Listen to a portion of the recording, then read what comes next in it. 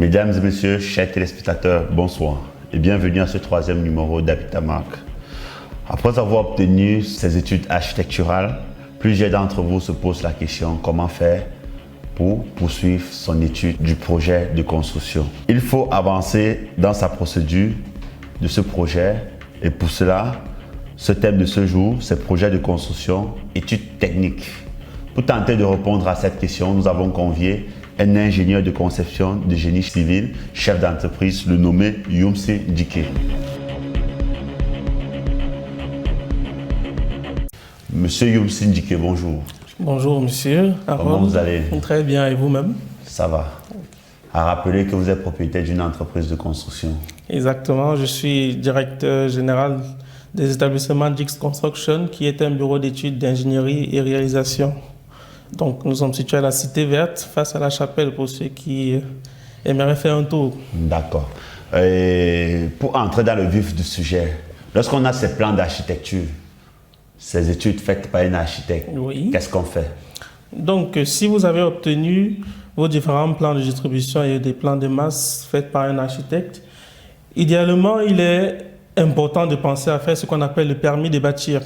Donc, pour faire votre permis de bâtir, en fonction du type de votre projet, vous serez appelé à faire des études structurales de votre projet. Donc, faire des études structurales, ça veut dire faire des plans de coffrage, des plans de ferraillage et une note de calcul. Donc, généralement, c'est pour des bâtiments qui ont des hauteurs qui sont supérieures à 10 mètres. Exactement. Donc, ce dossier-là entre dans le dossier de permis de bâtir et qui est réalisé justement par un bureau d'ingénierie. Donc, après cela, il y a d'autres choses comme les dossiers d'études de sol qui sera fait par une entreprise spécialisée pour les études de sol et joint à cela d'autres pièces du dossier qui seront apportées par le client pour obtenir le permis de bâtir. Donc une fois que vous avez votre permis, dès que vous avez déposé le dossier de permis de bâtir, avec juste le reçu, vous pouvez commencer les grosses œuvres. Donc les grosses œuvres, ça veut dire commencer tout ce qui est terrassement et puis l'implantation de votre bâtiment. Oui, je voudrais qu'on reste uniquement dans l'étude pour le moment, dans l'étude d'un projet de construction et surtout technique. Lorsqu'on a ses plans d'architecture, on vient vers un ingénieur. Exact. Quel est le rôle de l'ingénieur? Est-ce que l'ingénieur est habilité à faire ce qu'on appelle un devis? Donc, en fait, même le devis global du projet dépend des notes de calcul que l'ingénieur aurait effectuées. Oui. Donc, quand vous avez vos plans, vos différents plans de distribution effectués par un bureau d'architecture, donc l'ingénieur fait ce qu'on appelle un calcul de structure. Ça veut dire qu'il va remodéliser l'édifice conçu par l'architecte. Le calcul de structure à préciser, c'est aussi selon la nature du projet. Donc voilà, le calcul de structure, c'est en fonction de la nature du projet. Oui. Ce qui fait qu'il va faire un calcul de structure. À partir de ce calcul de structure, il va savoir quelle sera la taille du poteau, quelle sera la taille des poutres, et ainsi de suite. Donc c'est à partir de là qu'on va pouvoir déterminer les coûts globaux du projet. Mais et que dites-vous aux clients qui disent que le calcul de structure coûte cher?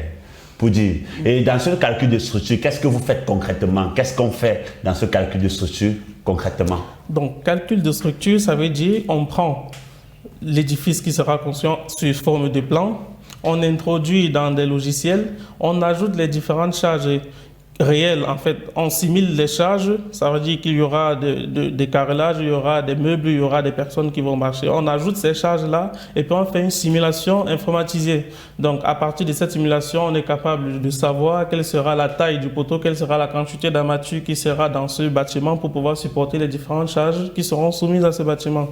Donc, idéalement, il est important de faire ce calcul de structure tout simplement parce que si vous ne le faites pas, plus tard, vous aurez des dommages dans votre bâtiment si vous faites à tâtons. On voit le cas très récemment des bâtiments qui s'effondrent partout dans la ville. Donc, je pense que c'est important de faire un calcul de structure pour votre bâtiment. Bon, lorsqu'on finit de faire le calcul de structure, on soumet là au client le devis. Oui. Oui, régulièrement, est-ce que vos clients respectent ce devis? Donc, je pense que c'est à l'ingénieur de faire respecter ce devis au client. Le client peut arriver et dire qu'il n'a que, je ne sais pas, tel montant pour faire, qui n'est pas exactement la quantité d'argent qui a été estimée dans le devis. Donc, je pense que c'est à l'ingénieur d'amener son client à respecter exactement ce qui est prescrit dans le cahier des charges de la construction.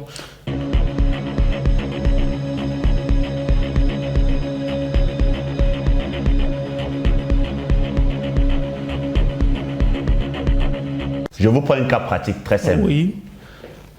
Monsieur X a son terrain, Oui. il finit de faire ses études architecturales et ses études techniques. Il a un cahier de charges, par exemple, pour un R+2, je dis n'importe quoi, qui coûte 50 millions, je dis n'importe quoi. Par exemple, oui. Il cherche un entrepreneur pour la réalisation. Mais sur ce même site, où le permis de bâtir inscrit R+2, il fait là un R+3. Oui. Vous, ingénieur, qu'est-ce que vous faites dans ce cas? Et quel est votre rôle? Donc, là, votre question a deux volets. Il y a un volet juridique et un volet technique. Si ce n'est que pour un aspect technique, son permis de construire, en tout cas, avec son permis de construire du R+2, on peut, si on a fait des études de sol, regarder à partir de l'étude de sol, est-ce que le terrain peut supporter un édifice de R+3? Donc, si à partir de notre étude de sol, on se rend compte que le terrain peut effectivement supporter un bâtiment de R+3, c'est à lui maintenant de régler tout ce qui est administratif, tout ce qui est juridique administratif. C'est à lui de partir vers les services compétents pour dire qu'il veut faire une mutation. Au client ou à l'ingénieur? Non, au client, bien sûr. C'est au client. S'il est passé par un bureau d'ingénierie ou bien un bureau d'architecture, oui, qu'il se refait à ce bureau-là et que voilà, on essaye de se renseigner auprès des autorités administratives comment faire pour changer, s'il faut obtenir un nouveau permis de bâtir, mais techniquement, il est possible, peu importe si on a fait un permis de bâtir de R+1 ou R+10, techniquement, si le terrain est là, on va faire des études concernant le terrain et puis voir si c'est possible de construire un R+3. Bon, vous, en tant qu'ingénieur exerçant au Cameroun, oui, les ingénieurs au Cameroun respectent la réglementation? Pour ceux que je connaisse, ils respectent la réglementation. Les normes de construction, généralement, les bâtiments au Cameroun sont en béton armé. Donc, normes de construction dit normes de calcul. Et les normes de calcul, c'est généralement soit l'Eurocode ou le BAEL. Donc, tous ceux que je connais utilisent des normes de calcul réglementaires pour le calcul des bâtiments. Comment vous expliquez la récurrence des effondrements de nos immeubles de nos jours? Donc, la récurrence des effondrements des immeubles, ça peut être des deux côtés, soit du côté de l'entreprise en charge de la réalisation, oui, qui a peut-être voulu faire beaucoup plus d'économies que ce qui est nécessaire ou ce qui est prévu, oui, pour la réalisation de cette ouvrage, ou bien ça peut être aussi du côté du client. Oui. Donc du client qui a été mal conseillé et que l'ingénieur, juste par souci de gain, n'a pas voulu faire opposition à ce conseil du client. Donc le client vous dit que je n'ai que 50 millions par exemple, on va faire avec 50 millions et ça s'arrête là. Oui. Donc l'ingénieur, il sait pertinemment que c'est impossible de faire par exemple ces poutres avec, je dis n'importe quoi. Mais il fait quand même. Mais il le fait tout simplement pour un souci de gain. Pour lui, quitte à réaliser, même si ça tombe après, il préfère réaliser. Donc, et dans ce cas, au Cameroun par exemple, on a l'ordre national des ingénieurs de génie civil. Oui. Dans ce cas, qu'est-ce que l'ordre dit? Qu'est-ce que l'ordre fait? Parce que je pense qu'en commission des permis de bâtir, on est un représentant de l'ordre. Donc en fait, l'ordre a réglementé, l'ordre a recadré justement même les calculs. L'ordre a réglementé les obtentions des permis de bâtir dans la mesure où, pour faire par exemple une construction d'un bâtiment qui a une hauteur supérieure à 10 mètres, il faut que cette note de calcul et ces plans de ferrage de coffrage soient signés par un ingénieur qui est inscrit à l'Ordre national des ingénieurs du Cameroun. Donc en fait, l'ordre, si on se met à construire et qu'on a obtenu un permis de bâtir en principe, ça veut dire que l'ordre a validé le projet. C'est tout ce que ça veut dire. Qu'est-ce que vous dites aux clients qui disent que vous coûtez cher pour les études? Comme on dit couramment, dire qu'on coûte cher, c'est juste ne pas vouloir une sécurité pour son bâtiment. Oui. Ne pas vouloir une sécurité tout simplement parce que vouloir faire avec une personne qui s'est dit entrepreneur, qui a déjà eu à faire plusieurs comme ça et ce n'est pas tombé. En fait, pour construire, normalement, il faut déjà connaître à quoi est-ce qu'est destiné cet ouvrage. Donc ça veut dire que construire un bâtiment pour usage d'habitation, c'est pas construire le même bâtiment pour faire des salles de sport, pour faire une zone commerciale. Ça veut dire que les charges sont différentes. Peut-être là, il a construit un bâtiment pour l'habitation, il s'est dit que c'était un bâtiment pour une zone commerciale. Et là-bas, c'est différent. Donc du coup, vous aurez probablement des problèmes à la longue et puis c'est à vos risques et périls.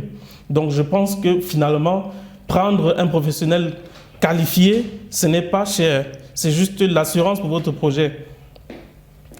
Je vous remercie. Tout en espérant aussi qu'il y ait une certaine réglementation au niveau de vos factures, au niveau des ingénieurs. Oui, bien sûr. En fait, la facture, c'est trop dit. On prend des marchés comme tout entrepreneur. Ça veut dire que si c'est payé en mètres cubes, si c'est payé en surface, on prend des marchés comme tout le monde. Au final, vous allez payer le même prix qu'à un simple entrepreneur qui n'est pas du tout ingénieur, qui n'a aucune connaissance dans le domaine du bâtiment. Le prix que vous allez payer à l'ingénieur, c'est pratiquement le même prix. Donc, il reste juste à vous de savoir si vous voulez un édifice de bonne qualité ou bien juste exécuter, la va faire juste pour faire quoi. D'accord. Exactement. Et pourquoi sur le terrain? Oui. Lorsqu'on enquête sur le terrain, vous êtes toujours en concurrence avec vos techniciens de surface? Donc, au final, ce n'est pas être en concurrence. L'ingénieur... Je le dis pourquoi, je prends un cas terre à terre. Oui. Lorsque un client a un besoin de construire, lorsqu'il voit un maçon ou bien un entrepreneur qui a réalisé 1 ou 2 édifices, lui se dit, l'ingénieur ne joue plus son rôle. Parce que pour lui, l'expérience crée la différence. Pour vous, c'est le cas? Donc, au final, c'est cette erreur que commettent beaucoup de personnes qui veulent construire au Cameroun, en général, parce que eux, ils regardent plus à la quantité d'édifices que la personne qui est en face de vous a déjà eu à construire. Est-ce qu'il... C'est ce qui n'est pas bon. Pas forcément pas bon, mais est-ce qu'on se rassure que la personne qui est en face de nous connaît ce qu'il est en train de faire? Vous n'allez pas prendre un projet de R+1 et confier à quelqu'un qui construit tout le temps des plains-pieds au village. Ça veut dire, lui, il construit tout le temps, mais il ne construit pas des R+1. Je ne suis pas sûr, je ne rassure pas qu'il connaisse les normes de construction. Pourquoi est-ce qu'on fait des poutres avec, je ne sais pas, 20 par 40? Pourquoi on fait des poteaux? Il ne connaît pas ça. Donc lui, il va juste le faire parce qu'il a eu l'habitude de faire. Est-ce que lui, donc cette personne, est-ce qu'il va se référer à un ingénieur pour la construction? Ça, je ne sais pas. Donc idéalement, c'est nécessaire de se référer, quand vous avez déjà tous les documents pour votre construction, de se référer à un bureau d'études d'ingénierie ou bien un ingénieur en particulier si vous connaissez, pour faire la réalisation de votre ouvrage. Même pour le suivi de la construction, ça veut dire que même si vous avez une personne en indépendant, il est important que vous confiez votre projet à un bureau d'ingénierie pour qu'on refasse tous les calculs et que de temps à autre, le bureau d'ingénieur envoie un ingénieur pour contrôler la qualité d'exécution. La qualité d'exécution, c'est justement, par exemple, les ancrages qu'on fait au niveau des armatures. Est-ce qu'on a bien fait les coudes? Est-ce qu'on n'a pas bien fait? Est-ce qu'on dose le béton comme il faut? Des choses comme ça. C'est important de faire venir un ingénieur pour suivre un projet d'envergure. Vous croyez aussi que la qualité des matériaux de construction qu'on trouve aujourd'hui sur le marché camerounais n'a pas aussi sa part de responsabilité là sur l'effondrement d'un immeuble? C'est vrai qu'on aurait tendance à croire que la qualité des matériaux aurait un impact sur la construction, mais je dis toujours qu'il y a un minimum de sécurité garantie. Ça veut dire que vous allez prendre des entreprises, même locales, de fabrication des armatures. Tout à fait. Il y a un minimum de résistance garantie. Donc, on ne peut pas vous dire que cette armature a 400 mégapascales de résistance à la traction, alors que c'est moins que 350 par exemple. Alors que nous tous, nous savons que dans nos calculs, nous avons pris peut-être 350, la valeur exacte pour le calcul.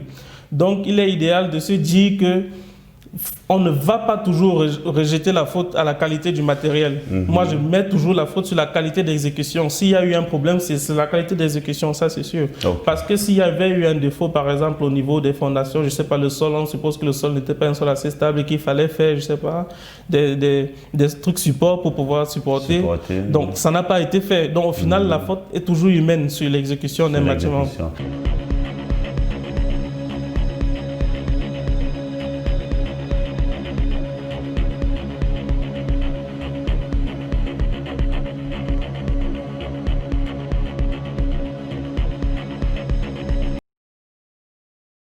Le dernier conseil que vous donnez aux différents téléspectateurs qui nous regardent?